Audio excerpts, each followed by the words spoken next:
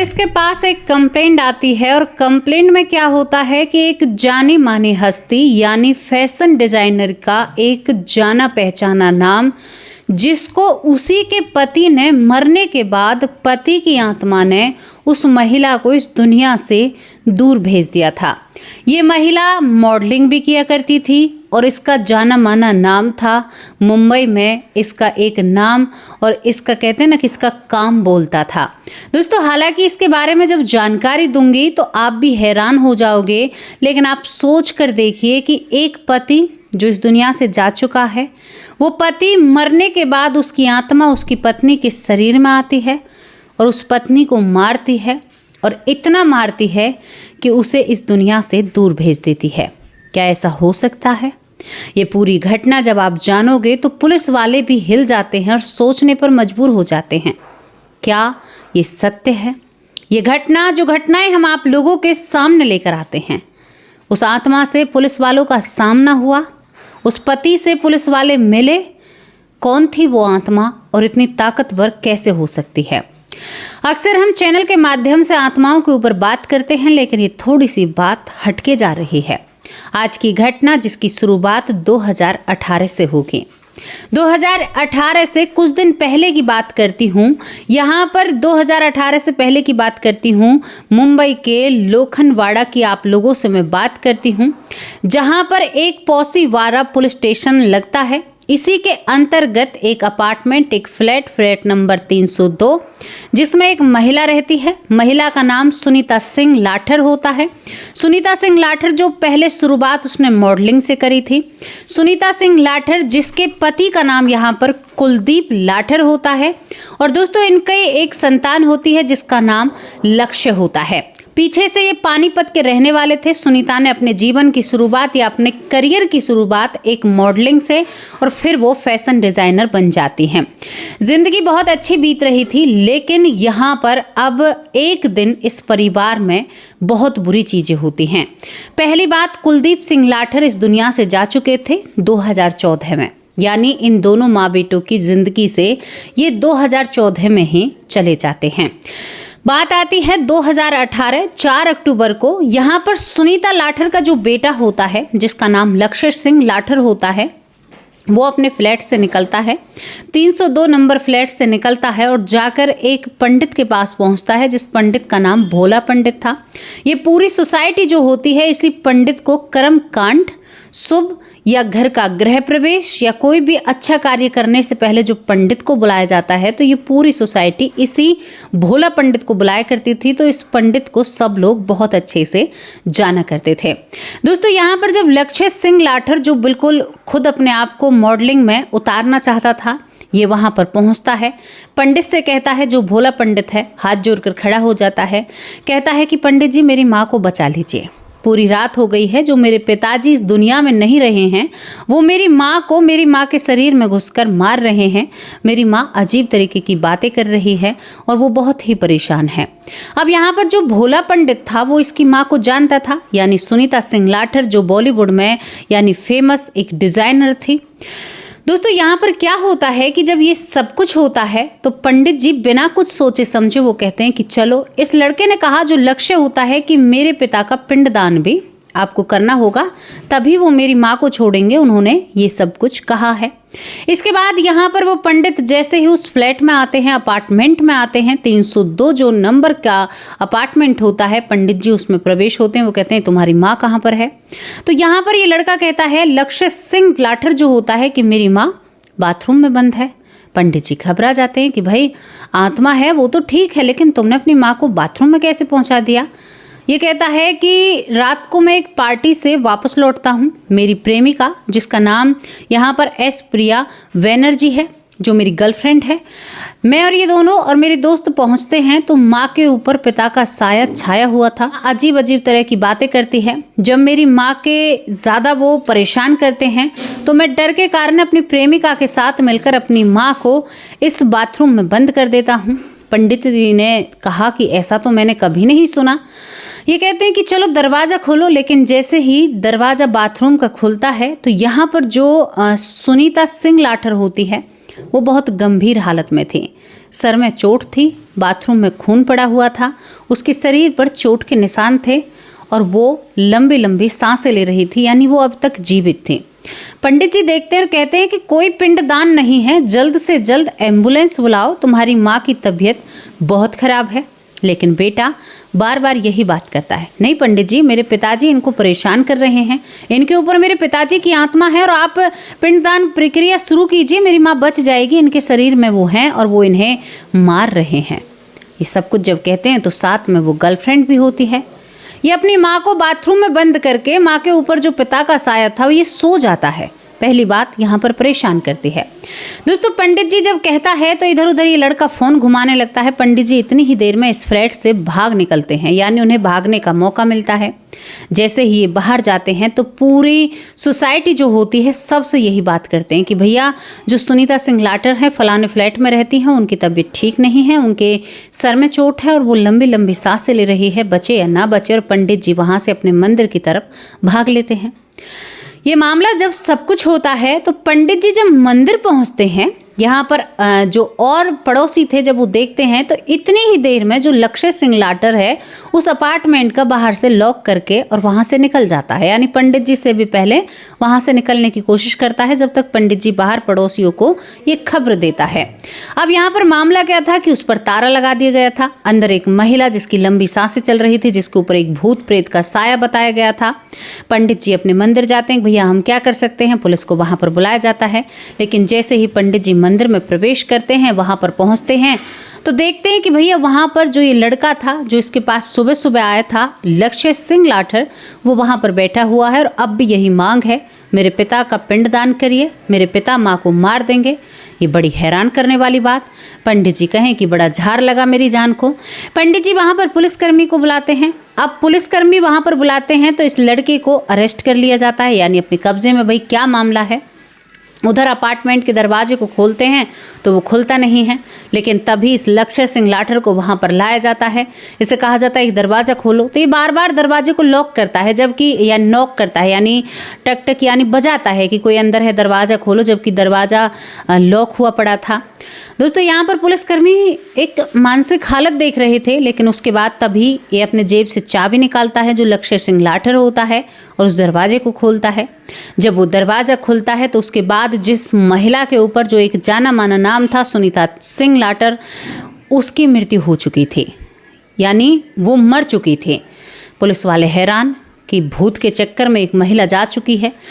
उसके शव को कब्जे में लिया जाता है। पंडित जी के बयान जब लिए जाते हैं तो सबका शक जो था वो केवल इस व्यक्ति की या इस लड़के की तरफ जा रहा था जो लक्ष्य सिंह होता है। दोस्तों वहाँ पर जब सुनीता सिंह लाटर का पोस्टमार्टम होता है और वहाँ पर जरूरी जांच जब होती है तो पहली बात वो ड्रग्स एडिक्ट थी, यानी ड्रग्स लिया करती थी। दूसरी तरफ लक्ष्य की जब जांच पड़ताल होती है तो वो भी ड्रग्स का यानी नशे का आदी था, यानी दोनों ही माँ बेटा नशा किया करते थे और बहुत बुरी उनकी हालत थी। इसके बाद बार बार पुलिस वाले इस लक्ष्य सिंह लाटर से कहते हैं कि भाई क्या हुआ, सही बताओ, आत्मा तो नहीं है। लेकिन बार बार कहता है मेरे पिता कुलदीप लाटर ही इनके ऊपर हैं, उन्होंने ही माँ को मारा है, उनकी आत्मा माँ को परेशान कर रही थी पिंडदान के लिए। यहाँ इससे पूछा जाता है कि ये बात तुमसे किसने कही। वो कहता है कि मेरी गर्लफ्रेंड इन चीज़ों को बहुत मानती है। 2-4 दिन निकल जाते हैं, पुलिस पूरी जान लगाती है। अब लाटर को छोड़ने की बारी थी, भाई कोई ऐसा सबूत नहीं मिल रहा था। लेकिन पोस्टमार्टम जब होता है तो इस महिला जो सुनीता होती है इसके सर में इंजरी थी, यानी किसी ने इसके सर में चोट मारी थी या कुछ ऐसा हुआ था। 2018 की आपको बातें बता रही हूँ।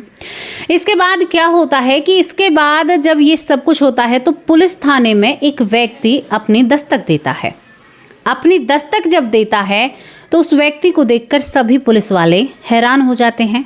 आप यकीन नहीं करोगे, पुलिस चौकी में जो व्यक्ति आया था उसका नाम कुलदीप लाटर था। वही कुलदीप लाटर जो कई दिनों से सुनीता के ऊपर भूत बनकर सवार था, यानी सुनीता का पति था जिसकी मृत्यु 2014 में हो चुकी थी। ये मामला क्या था दोस्तों, पुलिस चौकी के अंदर जो छोटी सी जेल होती है उसमें लक्ष्य सिंह लाटर बंद थे अपनी माँ के आरोप में। अब ये व्यक्ति आ चुका था। पुलिस वाले हैरान कि आप तो मर चुके हैं। इसने कहा कि साहब मैं कब मरा, मैं तो जीवित हूँ। अब यहाँ से एक नई कहानी जन्म लेती है। यहाँ पर इस व्यक्ति को जब पूछा जाता है कुलदीप सिंह लाटर को कि भाई मामला क्या है, तो ये कहता है कि साहब मैं बहुत ही शराब पिया करता था। मेरी शादी इससे हुई थी, हम पानीपत के रहने वाले थे। हमारी ज़िंदगी बहुत अच्छे से कट रही थी। हमारा एक बेटा था जो बेटा लक्ष्य सिंह है। लेकिन उसके बाद मेरी पत्नी मुझसे नाराज़ होने लगी, जो पहले मॉडलिंग फिर फैशन डिज़ाइनिंग करती है।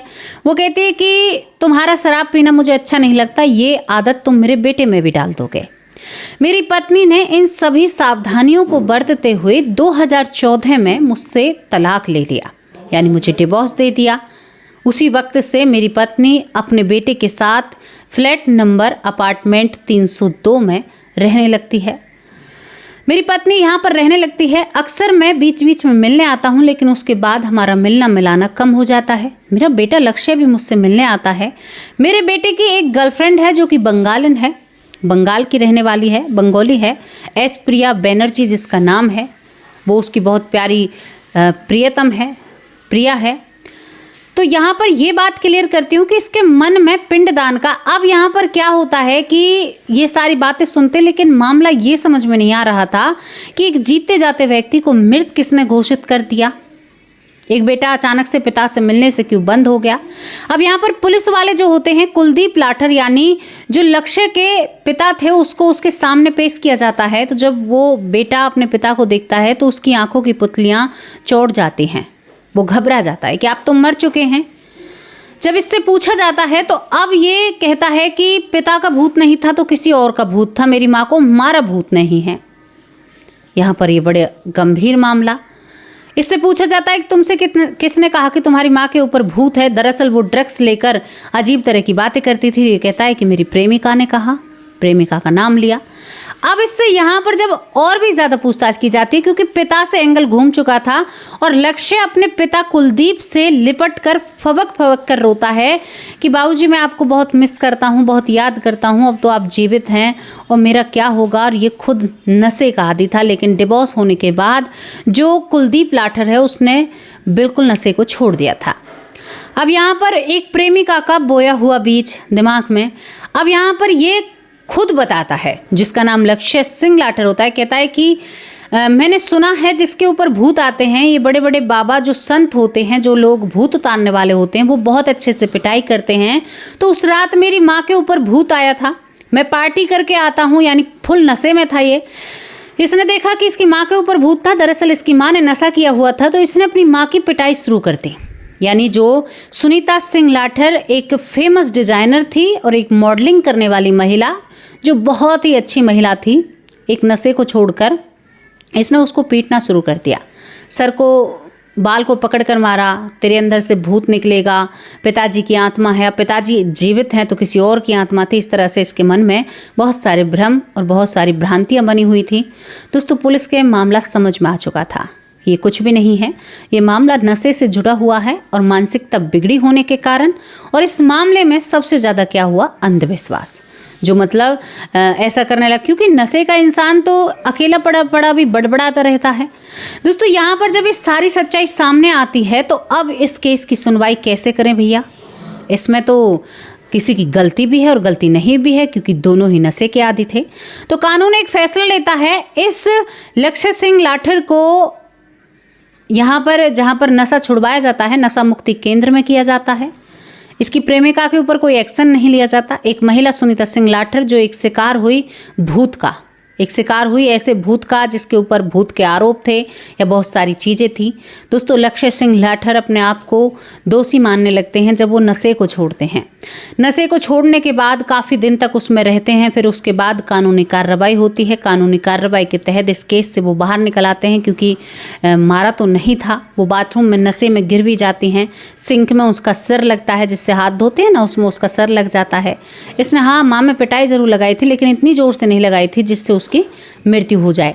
लेकिन जब इसे बाथरूम में इसने उसे बंद किया तो वो नशे के हालात में बहुत ही बेकार थी। वो श्रीदेवी वाला किस्सा याद कर लीजिए, इनका ये गिरती हैं नशे के कारण, और जो सिंक हाथ धोने का होता है उसमें इनका सर लगता है, और सर लगने के कारण, खून बहने के कारण ये इस दुनिया से सुबह तक चली जाती हैं। एक बेटा जो नशे के हालात में पहले माँ को पीटता है, फिर बाथरूम में बंद करता है और फिर आराम से अपनी उस प्रेमिका के साथ विश्राम करता है अपने कमरे में। तो देखिए, बड़ी बड़ी जो हस्तियाँ होती हैं, बड़ा बड़ा पैसा, कुछ लोग कहते हैं कि हाय पैसा, हाय पैसा, पैसे बिना जीवन नहीं है। तो देखिए जीवन क्या है।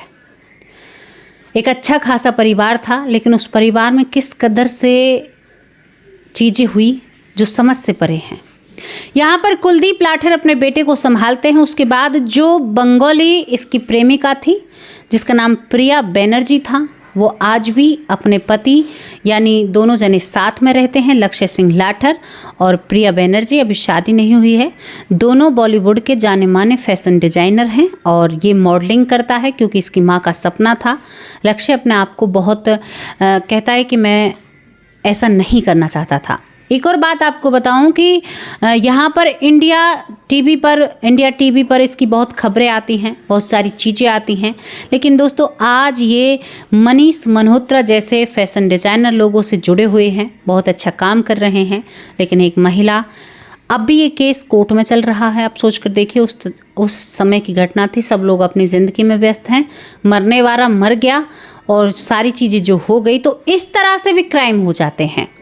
इस घटना को उठाने का उद्देश्य क्या था, ये आप लोगों को साफ शब्दों में समझा दूं कि जो हम घटनाएं लेकर आते हैं सत्यता पर रखी हुई होती हैं। किसी के बीच में भ्रम फैलाने का कोई उद्देश्य नहीं है। नशा जो व्यक्ति करता है उसके लिए क्या भूत और क्या प्रेत और क्या भगवान, वो भगवान को भी नहीं मानता है, और मानता है तो फिर ऐसा मानता है कि नालियों में गिरता पड़ता रहता है। तो आप सोच लीजिए कि उसके लिए कोई चीज़ मायने नहीं रखती है। नशे का आदी इंसान कुछ भी कर सकता है। नशे का आदी इंसान अपने घर में किसी को भी सुरक्षित नहीं रहने दे सकता है। ये बात तो हम आपसे कहना चाहते हैं। नशा इतनी बुरी चीज़ है दोस्तों। इस शराब ने बड़े बड़े घरों को तोड़ दिया, समाज को घुन लगा दिया।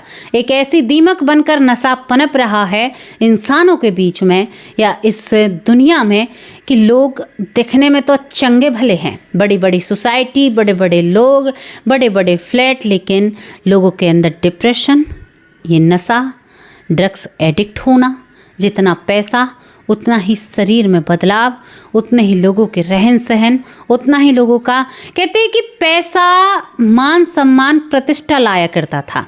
हमारे जो बुजुर्ग थे, एक छोटी सी बात आपको बता रही हूँ, जब पहले पैसा होता था ना किसी के पास, तो उसकी इज्जत, समाज में उठना बैठना, मान सम्मान, मर्यादा में लोग रहा करते थे।